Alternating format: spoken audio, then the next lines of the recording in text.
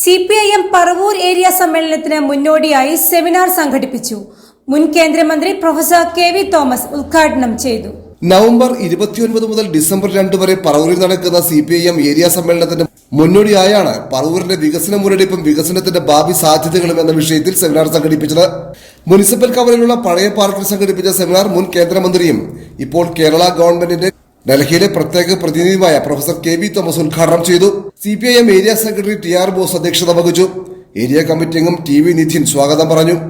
CPI ജില്ലാ secretary KM Dinakaran, professor PK Raveendran, CPIM ജില്ലാ committee അംഗങ്ങളായ PS Shaila, MB Samanthabhadran, CPIM area committee അംഗം KA വിദ്യാനന്ദൻ, S രാജൻ തുടങ്ങിയവർ സംസാരിച്ചു. വികസന കാര്യത്തിൽ നമ്മൾ കക്ഷി രാഷ്ട്രീയം കൊണ്ടുവന്നാൽ ഒരു ഇഞ്ചും. അതാണ് എനിക്കിവിടെയുള്ള ജനപ്രതിനിധികളോട് പറയാൻ. നമുക്ക് രാഷ്ട്രീയമായ പല കാര്യത്തിലും വ്യത്യസ്തമായ അഭിപ്രായം ഉണ്ടാകാം. പക്ഷേ വികസന കാര്യങ്ങളിൽ നമുക്ക് ചർച്ച ചെയ്ത് കൈകോർത്ത് പിടിച്ച് മുന്നോട്ട് പോകാം. ഇപ്പൊ ഞാൻ പറഞ്ഞു വന്നത് നമുക്ക് യോജിച്ച് മുന്നോട്ട് പോകാൻ കഴിയണം. ഞാൻ അതുകൊണ്ട് ഒതുക്കൽ കൂടി എടുത്തു പറയുന്നു.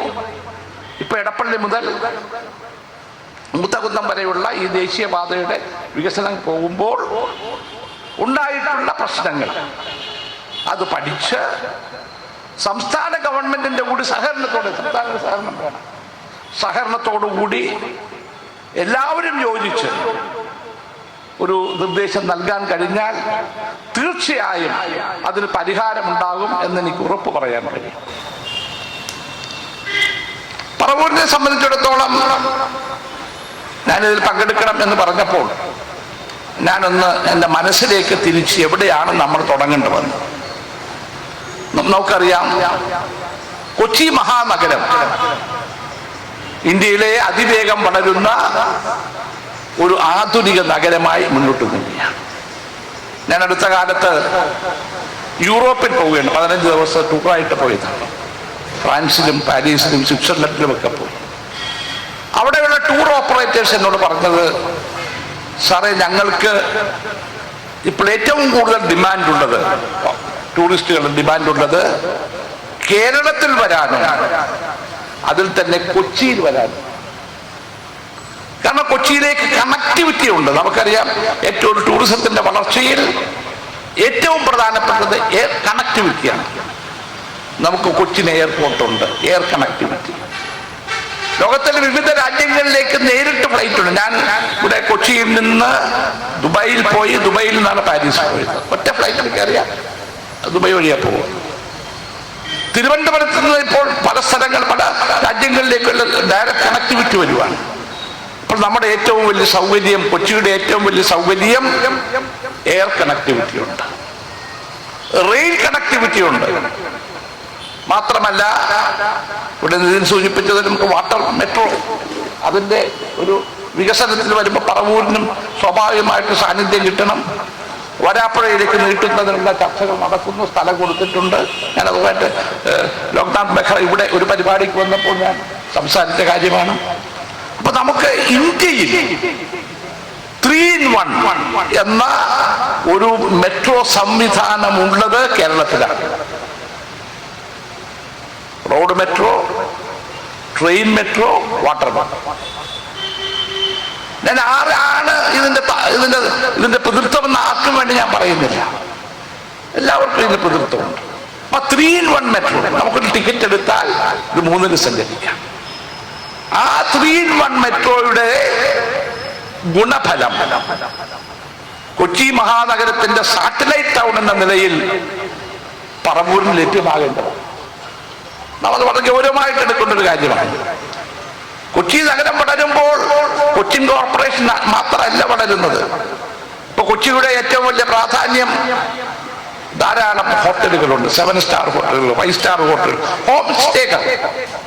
നിങ്ങളെല്ലാം അത്ഭുതപ്പെടുന്നുണ്ട്. കുമ്പളങ്ങിയില് ഞങ്ങൾക്ക് 40 ഹോം സ്റ്റേ ഉണ്ട്. അതിൽ താജ് നടത്തുന്ന ഹോം സ്റ്റേ ഉണ്ട്, മറ്റു പലരും നടത്തുന്ന ഹോം സ്റ്റേ ഉണ്ട്. ഇപ്പോൾ കൊച്ചി തുറമുഖത്ത് വിനോദസഞ്ചാര കപ്പലുകൾ വരുമ്പോൾ അവർ ബസ്സിൽ വരുന്നത് കുമ്പളങ്ങിയിലേക്ക്, അതിൽ ഭാഗമാണ്. അപ്പൊ നമ്മുടെ ഗ്രാമങ്ങളുടെ വികസനം, ഇപ്പൊ ഒരു സാറ്റലൈറ്റ് ടൗൺഷിപ്പ് ഇവിടെ സൂചിപ്പിച്ചതുപോലെ കൊച്ചു കൊച്ചു ദ്വീപുകൾ, ഒത്തിരി ദ്വീപുകൾ ഈ പറവൂരുമായി ബന്ധപ്പെട്ട് കടമക്കുടി ഉൾപ്പെടെ. ഞാൻ കഴിഞ്ഞ ദിവസം എൻ്റെ ഒരു സുഹൃത്തിൻ്റെ കൂടെ ചെറിയൊരു ദ്വീപ് 10 ഏക്കറോ 15 ഏക്കറോ ഉള്ളൂ, ഞാൻ കാണാൻ പോയി ചില പ്രൊപ്പോസൽസ് ഒക്കെ വെച്ചപ്പോൾ. പിന്നെ പറവൂരിന്റെ പൈതൃകപരമായ നേട്ടങ്ങൾ, എത്രയോ പൈതൃക സംവിധാനങ്ങൾ, സംഭാവനകൾ, നേട്ടങ്ങൾ നമുക്ക് ലഭിച്ചിട്ടുണ്ട്. അത് നമുക്ക് പ്രയോജനപ്പെടുത്താം.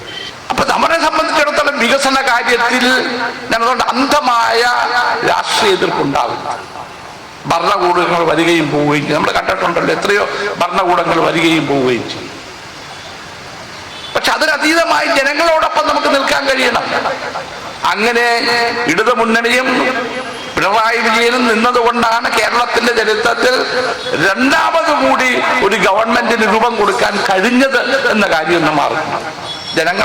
ജനങ്ങൾക്കൊരു കാഴ്ചപ്പാടുണ്ട്. നമ്മൾ രാഷ്ട്രീയമായി എന്തൊക്കെ ബഹളം ഉണ്ടാക്കിയാലും ജനമനസ്സുകളിൽ ഒരു കാഴ്ചപ്പാട്, അത് വികസനത്തിൻ്റെതാണ്. ആ വികസനം എന്ന് പറയുന്നത് ഓരോരുത്തരും ജീവിതത്തിലുള്ള മാറ്റങ്ങളാണ്. അങ്ങനെയുള്ള ഒരു വികസന പാന്താവിലേക്ക് പോകുമ്പോൾ നാം ഒന്നിച്ച്, അത് പിണറായി വിജയൻ കൊണ്ടുവന്നതാണോ ഉമ്മൻചാണ്ടി കൊണ്ടുവന്നതാണോ അതൊക്കെ ജനങ്ങൾ തീരുമാനിച്ചോട്ടെ. ഇപ്പൊ കുമ്പളങ്ങിയിൽ വന്നാൽ അത് KV തോമസ് കൊണ്ടുവന്നാൽ ഇല്ലയോ എന്ന് അവിടെ എഴുതി വെക്കേണ്ട കാര്യമൊന്നും ഇല്ലല്ലോ. ഉണ്ടോ? ഇല്ല. ജനങ്ങൾക്കറിയാം എല്ലാ കാര്യങ്ങളും. അപ്പൊ ജനങ്ങളാണ് ഏറ്റവും വലിയ വിധികർത്താക്കൾ. ഇവിടെ ഈ സമ്മേളനം നടക്കുമ്പോൾ ഇങ്ങനെ ഒരു വികസന സെമിനാർ കൂടി കൊണ്ടുവന്നത് വളരെ അർത്ഥവത്തായ ഒരു കാര്യമാണ്.